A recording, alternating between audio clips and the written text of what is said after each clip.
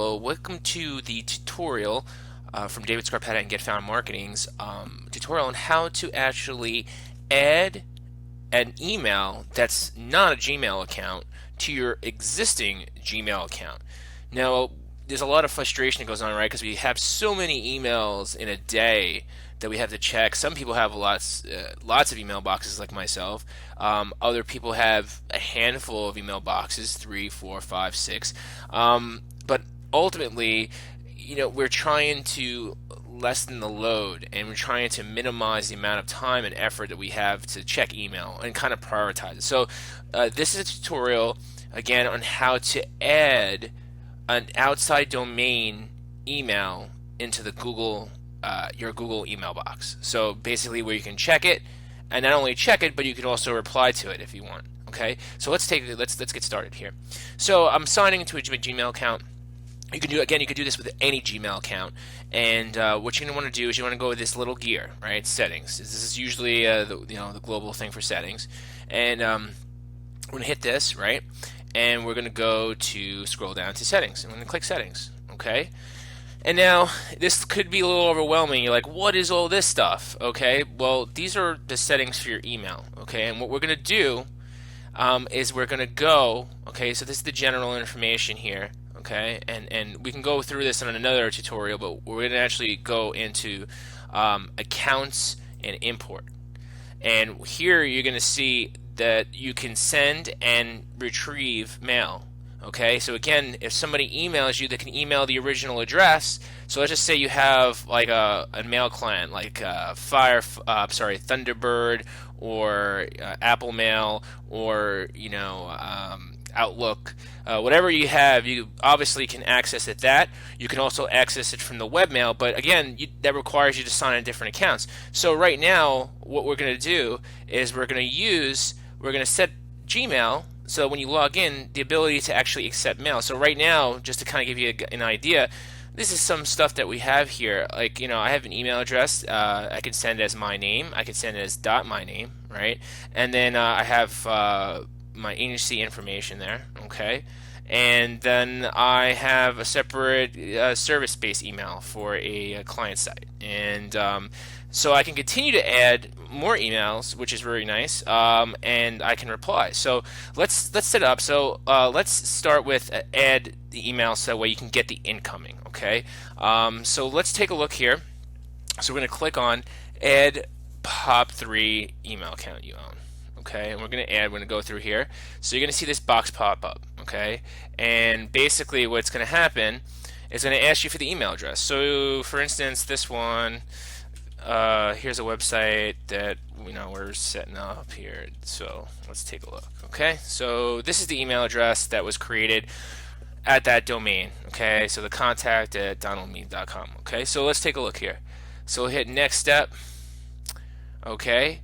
And usually, just so you guys know, I mean, you might want to check with your server administrator or your website admin or the host. Usually the username is actually the same thing. So the email address is the same thing as the username. So you can use contact or contact at Donald Meme. Sometimes they request that. It's up to you. It may ask you one or the other. If it doesn't work with that, then you can use the full address. Otherwise, you could just use the contact, okay? The password, you're going to enter your password that you usually use to actually log into your email if you were using it on the web or your other scenario. And this is the POP server. Now, again, this information is going to come from your site, your website administrator. Or if you know what you're doing, at the host level, you can usually get this information. But this has to be entered correctly. Because again, if this information isn't entered correctly, you're not going to get emails. You're going to have errors. You might miss stuff. It won't configure. It won't set up properly. Okay. And again, it's going to give you the port information. There's different ports you can use. So what we're going to do right now is keep this is the default port. This is the default information. And what you want to make sure you do here, and this is really kind of important, because if you don't check this box, leave a copy of the retrieve message on the server, what's going to happen is that it's going to pull it off where your website's hosted, your initial box, and it's just going to stay in here. So you're not going to have a copy. So you're definitely going to want to leave a copy. I mean, it's better to have copies of stuff in other places in the event that you delete or something happens or compromise or whatever, 1,000 different reasons. But you definitely want to click on leave a copy, okay? The other thing is the label incoming messages. And this is a nice feature because what happens is the label enables you to actually put it in other boxes. So this is actually other folders, right? Or actually hit a new label. So what'd be nice about this is that I'm going to click label incoming messages, okay?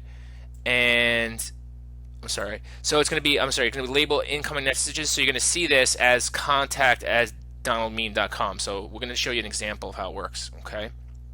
And I'm going to hit add account. Now, sometimes depending on your server, again, this is more server, website, webmaster type stuff. It's going to ask you use a secure connection. If you're having a problem with this, most of the time you're going to need to check this. But right now, we're not going to use that, and we're going to go set it up as shown. So we're going to hit add account, and you don't need to do that for the web. So it should. If everything's in place, okay, so it says server denied, POP3 access for giving username and password. Okay, so show error details, says login failed. Okay, so we're going to go back to using that.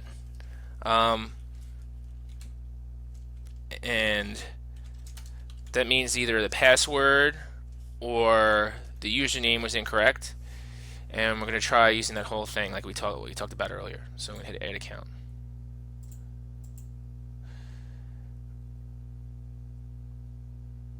And you wait a moment. It's like transferring data. Bam. See, now it's a perfect example of what I was talking about, where a lot of time the username is the entire name. It's kind of finicky like that. So you want to double check. Okay. It says you can now retrieve this mail from this account. Would you also like to be able to send mail as contact from Donald Meme? It says yes. So again, you want to be able to receive and send email. So we're going to go to next step. And it's really nice because this kind of prompts you right through the entire steps once you do this function. So if you've successfully, excuse me, if you successfully added it as a POP3 account, it's going to prompt you to also send. I actually have it set up a little differently here, where I'm just kind of sending from it and not necessarily checking it, but we're going through this in the entirety. So here is treat as an alias. Okay, so it's going to ask you your name. What do you want the name on the email? Like, you know how it says from Todd, from Joey, from Ralph, whatever the case have you.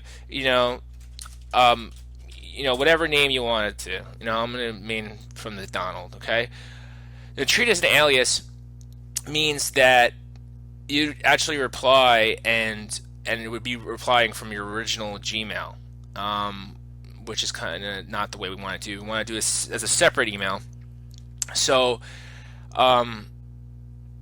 so you want to hit specifically, what the reply to address. Okay, so a reply to your email, a reply to your mail, you will send this. This will be the go-to address. So again, the reply to address is going to be the address that you want specifically it to be, which is again, because if we treat this an alias, it's basically going to go into when you reply, it's going to go as a Gmail, send it from the Gmail. So it might confuse little people. It might cause a little disruption in regards to email filters. There's a lot of things that can happen. So you kind of want to keep it all in one place. Uncheck the alias again, and reply to at the same address that you're creating. Okay, and bam. Okay, so now this is the information that you're going to need in order to set it up. Okay, again, very similar. You're going to need to get this SMTP information from your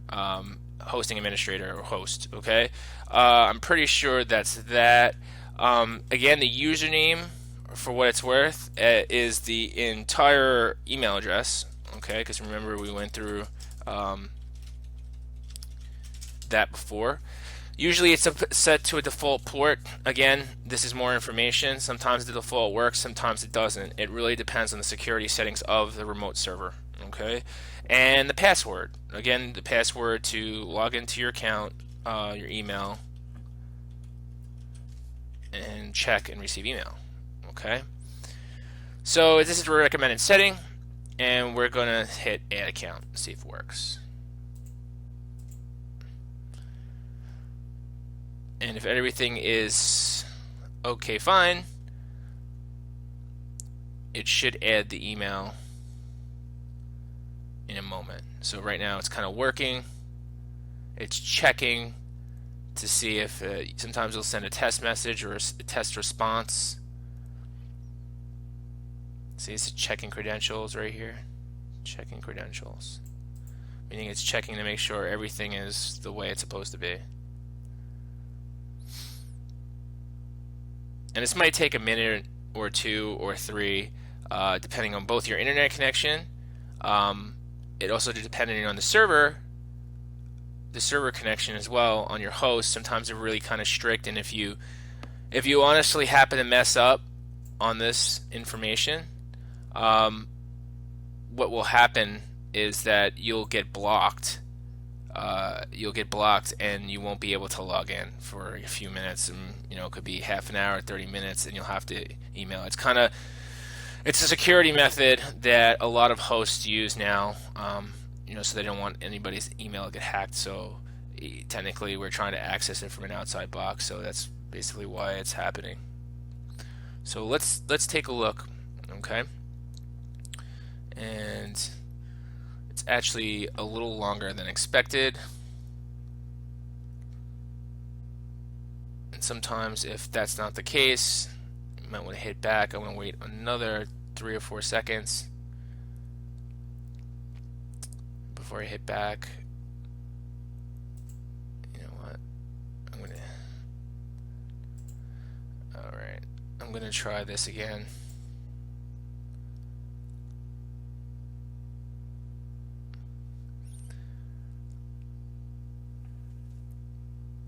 Sometimes Google hangs a little bit.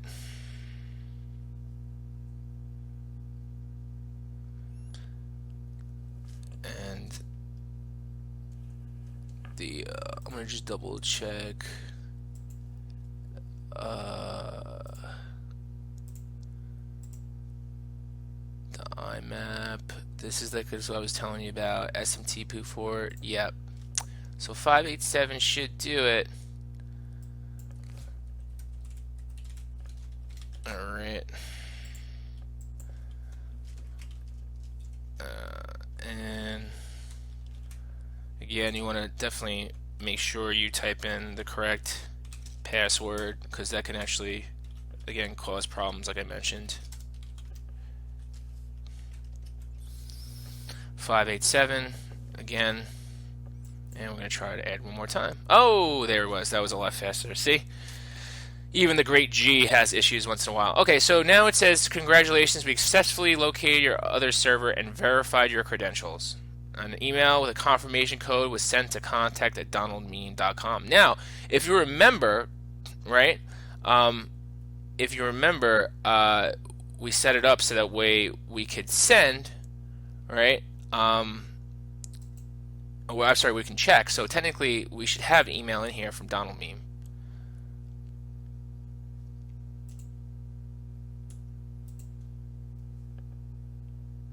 And if not,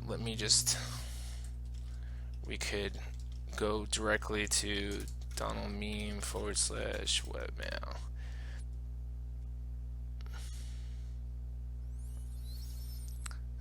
So you might want to go to the website directly and get this code if you don't see it. So again, see what I have to do here? I have to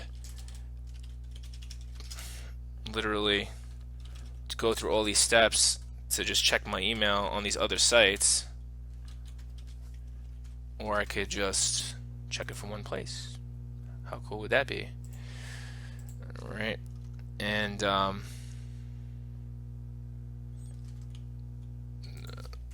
this is the first time I've been in this box, so I'm just showing you. Okay, so here you go. So see this? The Gmail team, they've given me this password. It says before you can send mail from contact at Donald Meme, okay, you're going to need to confirm. So please click the link below to confirm your request. Okay, so let's just copy and paste that because I think you can click it or you can put this code in. So here it is. Hey, it took a little while longer for it to come into this box, but hey, look, so we accessed it from here, on the web, or we went into here, and you see how it says contact at Donald Meme? See how awesome is that? Because we set it up to access, and it's got the label. So now we know it's coming from that. So every time we come into the email, we can access that. So let's take a look. Let's go back into the settings, and here we go. And so click on the link in the information or enter the code. I'm going to verify. Bam. Happy times. So if we go in here, contact the Donald Meme. There it is. How awesome is that? And now we can send mail. Again, we can send mail as contact and Donald Meme. Basically, set it up like that. Okay, so I can log out of this account, this web account. Have to worry about that nonsense. And I'm going to send an email as Donald Meme. So shall we? I'm going to send it to my own account, and I can now select where I want it to go. See? These are all my actual email accounts that are connected. It'll enable me to send. So if I want to send as David, I want to send as the Donald. So this is a test for the Donald. And so we're going to just take that, send as a test. And we're basically sending a test from the same, from obviously this interface. So you want to give it a second. And here it is. Just refreshed it, and here it is. This is a test for the Donald. So I'm sending it from here. How awesome is that? See? It's from the Donald address, and it's to me. Now, let me show you the interesting thing. So let's just say it's the other way around. Let's say to me from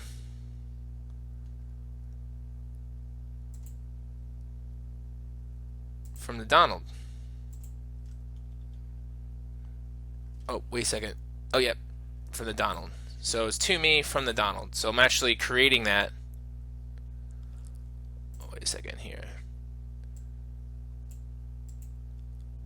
Oh, no, if I'm sending it. Okay, so if I'm sending it a reply. So now let's say I want to reply. I actually just did that. Okay, so if I still want to send it a reply, see how it's automatically replying as a Donald Meme? I mean, I have a signature here that has my name on it, so, don't pay attention to that because it's just my signature. It comes up in all the Gmail stuff, but you're not going to have a signature like I do. However, if you look at it, you can reply from the same, again, because it's not an alias, it's replying back from the same address. So it's just so much easier to do what you got to do. Right? It's just a very awesome thing. So I'm just going to delete this for the quickness. But here it is. Any email that comes in, you officially have the ability to check email boxes. And that's it. You'll see accounts and import. You'll see it is not an alias. The reply to address, and if somebody replies to you or you reply to them, it's going to come from that. The mail information, and then again, it's going to check from contact at donaldmeme.com. Very, very awesome stuff. I bet you didn't know you can do that, and if you didn't know, now you know. All right, everybody. Well, thank you so much for watching. Hopefully, you guys have learned something. At first, it seems kind of tough, but ultimately, it's once you know, and knowing is half the battle. Again, I'm David Scarpetta. I'm with Get Found Marketing and Development, and you can always check me out on getfoundmarketing.org, or you can also go to my blog, which is davidscarpetta.com, and learn more about online marketing and just web development in general. Because once you know forever. All right, thanks so much. I'll talk to you guys soon.